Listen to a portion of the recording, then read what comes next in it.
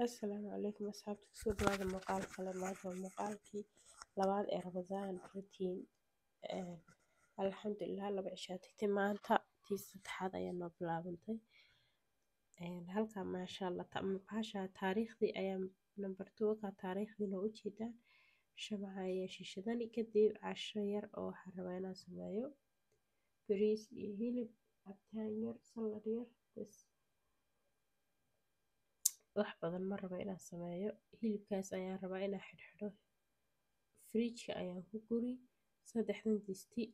disti waxaan ku sameynayaa maraqan bariiska ku karsan lahaa distina bariis ayaan ku karinay hilibka maasha Allah si uu cad iyo qurxoon ma aragtin inaan maydho ma baahni saas ayaan ku xidhay oo xareynaya hilib nadiif weeyaan mar hilibka qaar waa wasakh badan yahay laakiin maasha Allah hadda markaan iska xidhxidho waxaan sameynayaa distidaas asxaabi waxay ku jirta digaag oo rabo inaan maraq ka saarto waxaan ku daray xawaash kamsar qajitoon wax yar oo maraq digaag ah maraq ayaan ka saaray kadib bariiska ayaan ku sameysanayaa maraqa bariiska lagu sameeyo bariiska maraqa lagu sameeyo aad iyo aad u macaan yahay maasha Allah intii cuntay taqaana distida yarna hilib hal xidhniin oo bacahaas aan ku xidhxidhay hal qayb ka mid ayaan rabaa xabad ayaan karini laba qof bas ku afureysa marka intaas ayaan rabaa inaan sameeyo marka bariiskii maraqa aan ka sameyn lahaa kadib wixii afurka iska diyaarsani sambuuse ayaan fridge ku xareyn doonaa isagana oo aan xidhxidhi doonaa haddii Ilaahay yiraahdo sambuusaha maanta dalab ayaan ku iibsaday hargab iyo daal waaba isii jira wallahi haadantii hore 30 xabban maalin kasta sameyn jiray wagarey yaa walba xabada dubtid waa la sii qaadanaya marka hadda wallahi waa soo iibsaday aniga ma sameynin marka alxamdulillah Ilaahay baa caafimaadka haya samsaas ayaan rabaa inaan xidhxidho hadda iska xidhayo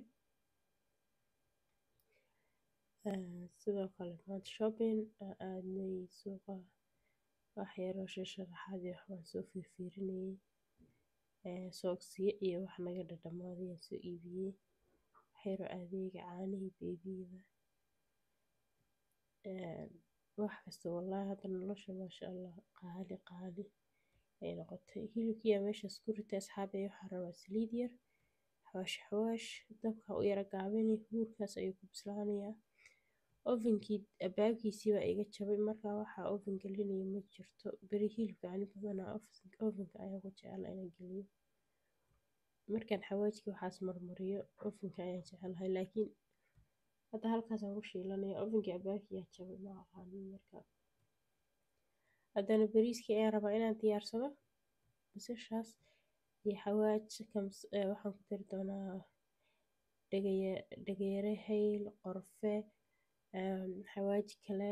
xawaajiyaan ku dardari basal iyo intaas bisa isku shiilaya maraqaan bariiskan soo meeri waa ku shiili bariiska iyo waxa isku shiili xawaajidii basashaas waxaan ku dari maraqan gab ku siin dabka ayaa u gaabinay marka insha Allah intaas way cashada